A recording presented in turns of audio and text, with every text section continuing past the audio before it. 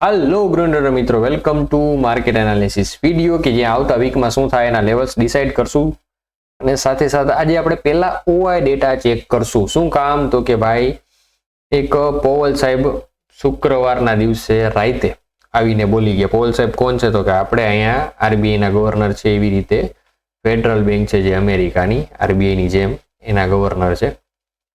ઈ positive બોલીને ગયા કે રેટ કટ એક્સપેક્ટેડ છે. તો આપણે જે રીતે કીધું માર્કેટ નીચે જવું જોઈએ એ રીતે ઓલમોસ્ટ નીચે ગયું છે. તમે જોવા જાવ ઉપરથી નીચેની બાજુ ડાઉન સાઈડનો આપણો ટ્રેડ એક્ટિવ છે. નીચે 24,500 આપણે જોઈ છીએ માર્કેટને ઓલમોસ્ટ. બટ ઈ પોઝિટિવ કહીને ગયા તેનો કઈ અસર થાય કે નહીં તો ઈ આપણને ઓઆઈ ડેટામાં ખબર પડશે. બરોબર, ઓવરનાઇટ પોઝિશન અલગ અલગ બની હોય પણ આમાં એડજસ્ટમેન્ટ આવી શકે એમ છે. તો કઈ કઈ જગ્યાએ આવશે ઈ ઓઆઈ ડેટાની મદદથી આપણે જાણી શકીએ. તો 7:30 વાગ્યાનો ડેટા લેટેસ્ટ અપડેટ થયેલો આપણી આગળ છે. ઓપન ઇન્ટરેસ્ટ છે, આ ઓઆઈ ચેન્જ છે. તો આ છે ઓલમોસ્ટ શુક્રવારનો, મતલબ કે તાજે તાજું. તો શુક્રવારે જે લોકો પોઝિશન બનાવીને ગયા એ શું કહેતા હતા એ આપણે સમજીએ.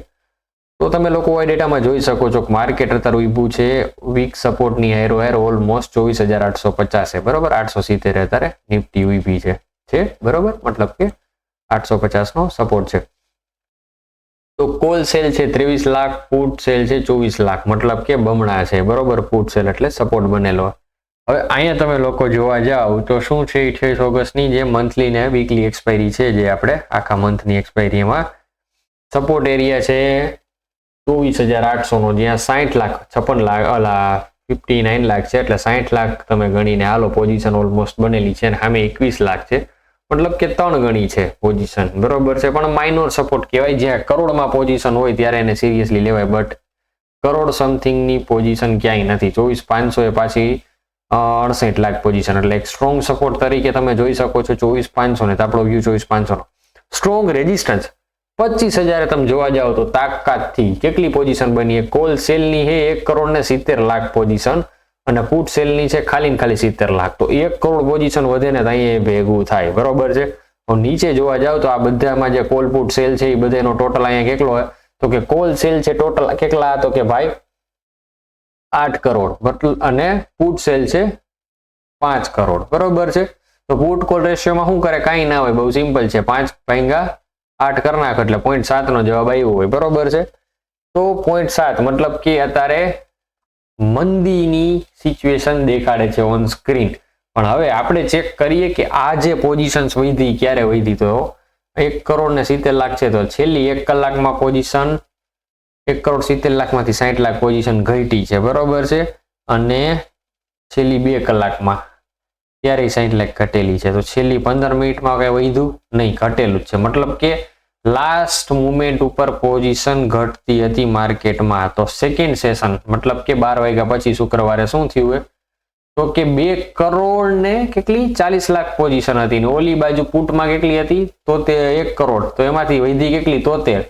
તો 3 કલાકમાં 60 લાખ પોઝિશન પુટ સાઈડ ઘટી ગઈ. બરોબર છે. એટલે એ લોકોએ મંદી કરી અને પીછેહટ કરી લીધી. લાસ્ટ મોમેન્ટ ઉપર પોઝિશન ઘટી છે બનવાની બદલે. ફર્સ્ટ હાફમાં હું થયું ચેક કરવું હોય તો આપણે અહીંથી ચેક કરી શકીએ 12 વાગ્યા સુધીનું. ઓકે, તો ફર્સ્ટ હાફમાં પોઝિશન વધી 1 કરોડ ને 70 લાખ પોઝિશન બની. ટોટલ 2 કરોડ ને 36 લાખ પોઝિશન હતી અને પુટમાં હતી ઓલમોસ્ટ વધી કેટલી તો કે તમે જોવા જાવ બહુ ઓછી વધી 29 લાખ. અહીંયા 1 કરોડ ને 70 લાખ પોઝિશન વધી. તો હવે તમે જોવા જાવ તો 2 કરોડ 34 સમથિંગ હતી, એમાંથી 1 ને 70 જેવી છે. 25,000 નું રેઝિસ્ટન્સ આપણે બરકરાર ગણી શકીએ. અને ઓઆઈ ચેન્જમાં જોવો તો કઈ બાઇંગ છે નો, રિવર્સમાં કઈ નથી એટલે બાઇંગ નથી. નકર લાસ્ટ મોમેન્ટ ઉપર રિવર્સ દેખાડી દઈએ. બરાબર, રિવર્સમાં એટલે અહીં નીચે બાર્સ બનેલા હોય તો પોઝિશન્સ ક્રિએટ જ થઈ જાય ભાઈ ઓઆઈ ચેન્જમાં. બરોબર છે.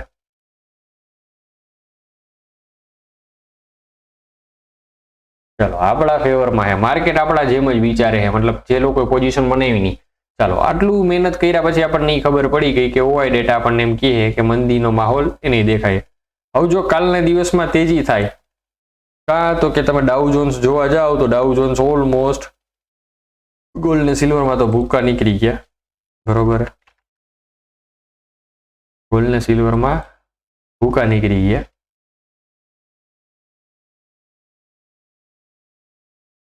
આપણે વાત કરતા હતા ડાઉ જોન્સની, બીજી કઈ આડી ચર્ચા નથી કરવી. ડોલર ઇન્ડેક્સ નેગેટિવ દેખાય, માર્કેટ ઉપર જાય, આ એક ખરાબ વાત છે. આપણા માટે તો મંદી જ મહત્વની છે. આ ડાઉ જોન્સ ઓલમોસ્ટ 1000 પોઈન્ટની રેલી જોવા મળી હતી ડાઉ જોન્સમાં. અત્યારે 800 પોઈન્ટ પ્લસ છે. ઓલ ટાઈમ હાઈ ઉપર ડાઉ જોન્સ પહોંચી ગયા ન્યૂઝને કારણે. જો કે રખડતો તો અહીંયા ઓલ ટાઈમ આસપાસ. તો એ લોકોમાં પોઝિટિવિટી છે. આપણામાં શું છે? તો જો આપણામાં પોઝિટિવિટી થાય તો જો જે લોકોની યાદ હોય એને હું કહી દઉં, જેને લાસ્ટ એનાલિસિસ મેં એને કીધું હતું કે હેડ એન્ડ શોલ્ડર પેટર્ન અહીં દેખાય, થર્ડ શોલ્ડર અહીં બનવા જાય. થર્ડ શોલ્ડર બની ગયું, પણ અહીંયા પેલાનું જે જો આ ને હંમેશા માર્કેટ ઇતિહાસને રિપીટ કરે, બરોબર છે. એટલે થઈ ગયું છે ને બીજી વાર રિપીટ થાય, પણ સેમ ટુ સેમ થાય એની ગેરંટી નથી, પણ એના જેવું થાય. 1000 પોઈન્ટ પડ્યું હોય તો બીજી વાર 500 પોઈન્ટ પડે, પણ પડે ખરી. તો અહીંયાથી આ સપોર્ટ લીધો, તો અહીંયાથી આ સપોર્ટ લીધો, તો 1 3 ને 4 ને 5મો, તો 5 સપોર્ટ માર્કેટે લીધેલા હતા, બરોબર. તો અહીંયા 5મો, અહીંયા 5મો, બરોબર. એટલે આ થઈ ગયો તો આ થઈ ગયો, બે લેવલ આવી ગયા. તો હવે કેટલા રિટ્રેસ બાકી? 1 2 3 ને 4 રિટ્રેસ બાકી. તો અહીં નીચે આવશે, પછી પાછું ઉપર જાય, નીચે આવશે, ઉપર જાય. એટલે કે આ 24,500 થી 25,000 ના એરિયામાં માર્કેટ સાઈડ બેઝ થવાની સંભાવના છે. જો કાલના દિવસમાં ગેપ અપ ખુલે તો તમે જોવા જાવ, થર્ડ શોલ્ડર ની અંદર એક હેડ એન્ડ શોલ્ડર પેટર્ન તમને દેખાય. તમે એમ કહો કે હાલા ગાંડો થઈ ગયો અને બધી હેડ એન્ડ શોલ્ડર દેખાય, પણ નહીં. જે દેખાય એની વાત કરું ભાઈ, ઉડતી વાતો ન હોય. ક્લિયર? જો અહીંયા તમને દેખાય 1 અવર ટાઈમ ફ્રેમમાં દેખાય. હવે કાલના દિવસમાં શું થાય? માર્કેટ અહીં ક્લોઝ થયું, નેક લાઈન કહેવાય, અને નેક લાઈન આગળ ક્લોઝ થયું, અહીંયાથી ડાયરેક્ટલી કાલ ખુલશે ગેપ અપ, બરોબર. મતલબ કે અહીંયા ખુલે ગેપ અપ 25,000 આસપાસ, બરોબર છે, 120 પોઈન્ટ. અહીંયાથી પાછું ખાપકવાનું ચાલુ થાય, માર્કેટ પડશે ખરી, એના સિવાય એના આગળ છૂટકારો નથી. એટલે અહીંયા ખુલ્લું, અહીંયાથી આ થર્ડ શોલ્ડર બનાવીને પડશે, કાં તો કે અહીંયા એને નીચે આવવું પડે એમ છે. હાલો, હવે આ વસ્તુને આપણે એકવાર ચેક કરીએ ફિક્સ રેન્જ વોલ્યુમ મારીને. તો કરંટ જે છે 18 ઓગસ્ટ થી લઈને 22 ઓગસ્ટનું લાસ્ટ વીક છે, એમાં આ એરિયા જે રહ્યો એને 24,900 માં જ રેઝિસ્ટન્સ દેખાય. હવે ઉપરથી લઈને નીચેનો જે આ ફોલ છે એમાં તમે લોકો જોવા જાવ તો એમાં આ એરિયા ઇમ્પોર્ટન્ટ છે, અહીંથી સ્પાઇક આવેલી છે, બરોબર. તો આ જે એરિયા છે 24,925 અહીંયા રેઝિસ્ટન્સ ફેસ કરે. હવે આપણે જૂનો ડેટા થોડોક ઇન્ક્લુડ કરીએ, હેડ એન્ડ શોલ્ડર આખાનો, મતલબ કે આ શોલ્ડર એરિયા શોલ્ડર. તો અહીંયા સપોર્ટ બન્યો, એટલે અહીંયા 600 ને અડવા આવવું પડે. હવે આખી આખું આને આપણે કવર અપ કરી લઈએ, આખી આખું હેડ એન્ડ શોલ્ડર, બરોબર. એપ્રિલ સુધીનો ટાઈમ આવી જાય તો એમાં તમે જોવા જાવ ને તો અહીંયાથી ને આવવું પડે એમ જ છે 700. એટલે મારી જે મંદી મેં જે કીધી ને કે ઓલમોસ્ટ આ આપણને જોવા મળવું જોઈએ લેવલ 24,500 નું, તો એ આપણને જોવા મળી જ જાય. ક્લિયર? ચાલો, આપણે કાલની વાત કરી મંદીની. તો હવે શું તમને દેખાય? જો આ વસ્તુ તો થવાથી રહી ગઈ, આપણે લાસ્ટ વીક જે ચર્ચા કરી હતી કે આવું થવું જોઈએ, એ ન થયું.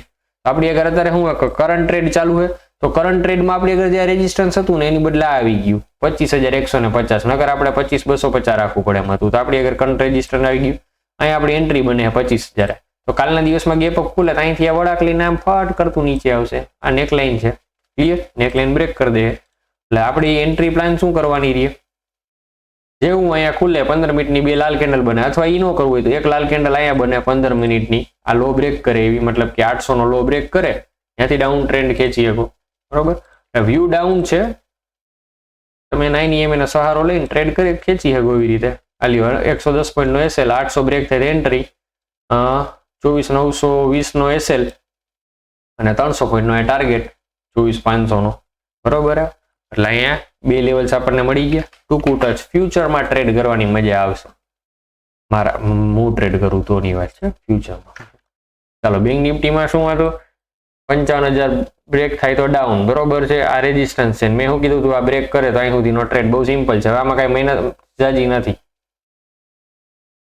બેંકો વીક પડે, આ લેવલ બ્રેક કરે, અહીંથી ડાઉન જાય, 1300 પોઈન્ટની રેલિયામાં આપણને ચોખ્ખી દેખાય છે. ગેપ ફિલ કરવાનો બાકી છે, બસ. ટૂંકું ટચ, લાંબી મગજમારી કાંઈ નહીં, બરોબર. રેડ કટ વાં થયું હોય, હજી અહીંયા કાંઈ નથી. અનોલા બી કંઈક બોલે છે મોદી સાહેબ અને ટ્રમ્પભાઈ કહે કે હું સમાધાન કરીશ ને આમ તેમને, તો એ જોઈએ, બરોબર છે. એમ કહે કે ઓલું ઓછું થઈ જાય છે, બે વાતચીત કરે, કઈ બોલ્યા નથી, ક્લિયર. એટલે આપણે એની પર ચર્ચા નથી કરવી. ન્યૂઝ આવશે તો વળી એક માર્કેટ ઝટકો મળશે, પણ આમાં કેવું ખબર, ધક્કા મારી મારીને ઉપર લઈ જાય, બર નથી બિચારામાં. કાં તો નવી પોઝિશન તળિયેથી કોઈક બનાવે ને, તળિયે તો હે નહીં માર્કેટ. એટલે આ સેલ ઓન રાઇઝ નું માર્કેટ બની ચૂક્યું, આપણે બને ત્યાં સુધી સેલ ઓન રાઇઝ ની મજા લેવું. પછી નેક્સ્ટ વિડીયોમાં જય હિન્દ જય ભારત.